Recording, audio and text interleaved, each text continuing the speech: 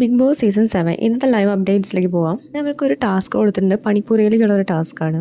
ഇവിടെ big boss twist ചെയ്തിട്ടുണ്ട്. അവർക്ക് 20 സെക്കൻഡ്സ് ആണ് കളക്ട് ചെയ്യാൻ കൊടുക്കുന്നത്. അതെങ്ങനെയാണെന്ന് വെച്ചാൽ ഇതിനും ഒരു സഹായം ഉണ്ടായിരിക്കും. പിന്നെ ഈ 5 പേരാണ് ഉണ്ടായിരിക്കാം. ആദ്യം ഈ 5 പേരും ഈ ക്യാപ്റ്റനും സഹായം കൂടിയിട്ട് സാധനങ്ങളൊക്കെ എവിടെ ഇരിക്കണേന്ന് നോക്കുക. അതിനുശേഷം അവരെ കണ്ണ് കെട്ടിയതിന് ശേഷം ആദ്യത്തെ ബസർ അടിക്കും. എവിടെയാന്ന് വെച്ചാൽ അത് കണ്ടുപിടിച്ച് എടുക്കണം. ക്യാപ്റ്റനെ സഹായിക്കുക. അത് ഷഫിൾ ചെയ്തിട്ട് വേറെ എവിടെയെങ്കിലും മാറ്റാം. വലിയ ബോംബുകളും ഉണ്ടായിരിക്കും, ചെറിയ ബോംബുകളും ഉണ്ടായിരിക്കും, മീഡിയം ബോംബ് ഉണ്ടായിരിക്കും. ക്യാപ്റ്റനെ സഹായിക്കുക, ബുദ്ധി ഉപയോഗിച്ച് ചെയ്യാമെന്നാണ് ഇവിടെ പറഞ്ഞിരിക്കുന്നത്.